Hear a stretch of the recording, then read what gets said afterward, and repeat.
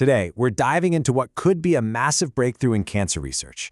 We're talking about a potential key, a key that could unlock one of our most powerful weapons, immunotherapy, and maybe, just maybe, make it work for almost everyone.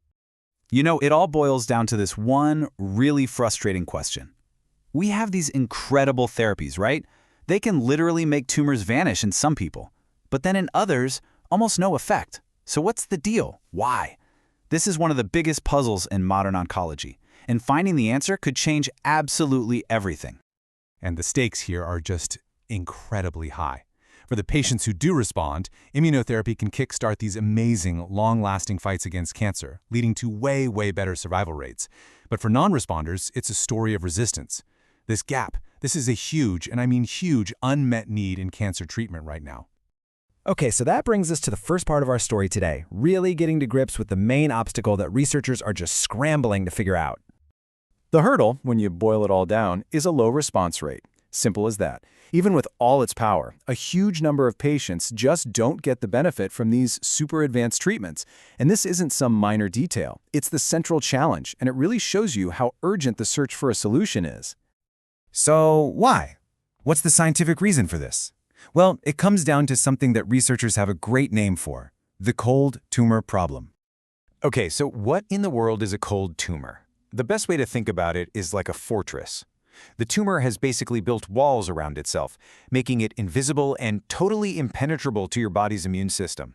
Your body's best soldiers, these T cells, are right there. They're ready to go to war, but they're just blocked. They can't get in. The gates are locked tight. And this is where the picture gets really clear. You've got these cold tumors on one side, the invisible, locked fortress. And on the other, you have hot tumors. They're the complete opposite. They're like a highly visible fortress with the gates thrown wide open. So in hot tumors, T cells see the enemy, they flood in, and they get the job done. The result is exactly what you'd expect. Cold tumors respond poorly to therapy, hot tumors respond strongly. So once you understand the problem is a locked fortress, the next step is pretty obvious, right? You have to start a hunt, a scientific detective story to find the key. Researchers at the National Health Research Institutes in Taiwan went about this very methodically. First, they actually built a model of a cold lung tumor in the lab so they could study it up close. Then, using some really advanced genetic tools, they basically mapped everything going on inside it, creating this detailed blueprint. And from that map, they could start to identify a list of molecular suspects, the things that might be acting as the gatekeepers. And after sifting through mountains of data, chasing down every single lead, they found it. A single, critical suspect. They found the key. And this, right here, is the hero of our story. A single molecule which they named IRC001. So what does this key actually do? It's kind of remarkable. The research shows that IRC001 can literally turn a cold tumor into a hot one. It unlocks the gates. This causes the tumors to shrink, and fast.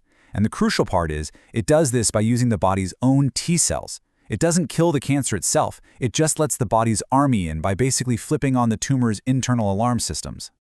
And don't just take my word for it. In their own paper, the researchers put it this way. We have unveiled a novel role for IRC001 in enhancing anti-tumor immunity. This isn't just a small tweak. This is a totally new understanding of how to fire up the body's natural cancer-fighting abilities. This molecule is like a master switch. Now, look, this is all incredibly exciting in a lab, for sure. But that brings us to the most important part of this whole story. Does any of this actually matter for human patients? This is always the million-dollar question in medical research, isn't it? A discovery in a lab is one thing, but does it translate to people? So to bridge that gap, the researchers turned away from the microscope and toward a huge database of real-world human cancer data. And what they found was this incredibly powerful connection. They dug into data from the Cancer Genome Atlas, looking at patients with a specific type of skin cancer. And as you can see right here on this chart, patients whose tumors had low levels of the genes related to IRC001, they had a worse survival prognosis. But patients with high levels, they had a significantly better prognosis. So let's just break down what this means, because it's a big deal. Not only was having a high level of IRC001 linked to a better outlook overall, but it was also directly connected to positive responses to the exact immunotherapies we've been talking about. This is a huge clue that the same thing they saw in the lab is happening in real people. And this is the immediate, game-changing takeaway. Forget about a new drug for a second. Just this finding alone means IRC001 could become a biomarker, a way to test a patient's tumor and predict much more accurately if they're going to respond to immunotherapy. That by itself would be a massive leap forward. So, we end up right back where we started. But now with an incredible amount of optimism. Yeah, this research is still early, but it points to a future where we don't just guess who will respond. We could actually turn every patient into a responder. The question isn't just if immunotherapy works anymore. It's about whether we've finally found the key to unlock its full power for everyone.